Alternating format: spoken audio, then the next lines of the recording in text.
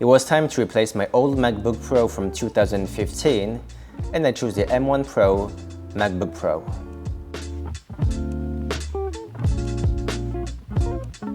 Why didn't I just go for the M2 MacBook Pro? Well, first, why a MacBook Pro?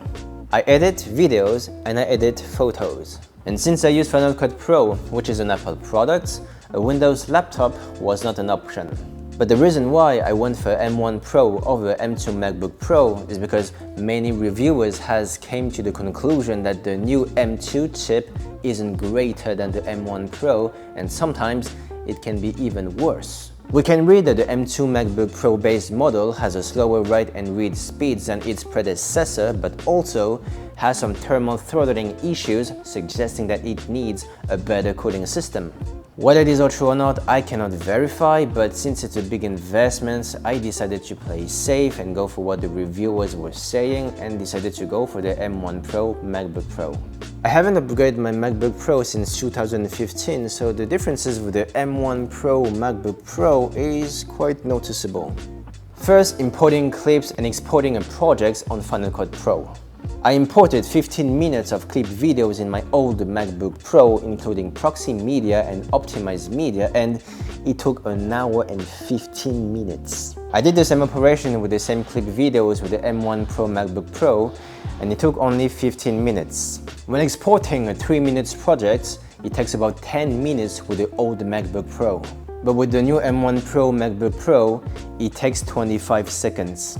But how about editing videos itself?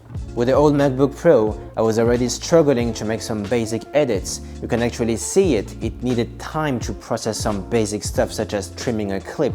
But more than that, when I was starting to use titles and effects, it was getting even worse. With the M1 Pro MacBook Pro, the performance was breathtaking. It's fast, it has no lag, and that just makes the video editing process more satisfying, and it is time effective. Same goes with photo editing.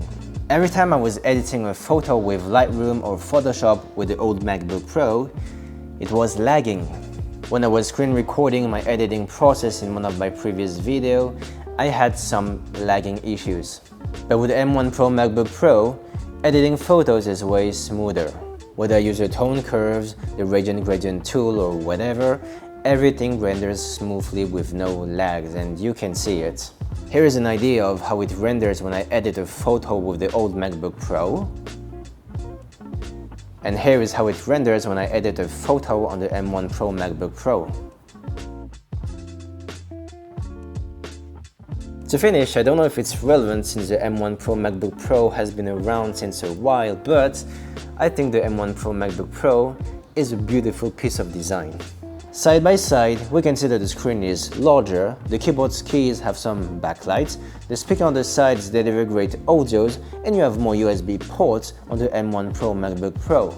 For the battery life, it depends on what I do, but overall, it's been very good so far.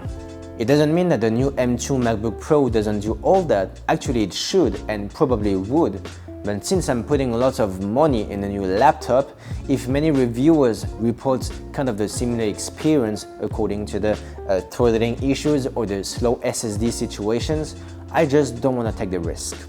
How about you guys? Did you buy the new M2 MacBook Pro? What's your experience with it? Let me know in the comments. Until then, thank you for watching, and I'll see you in the next one.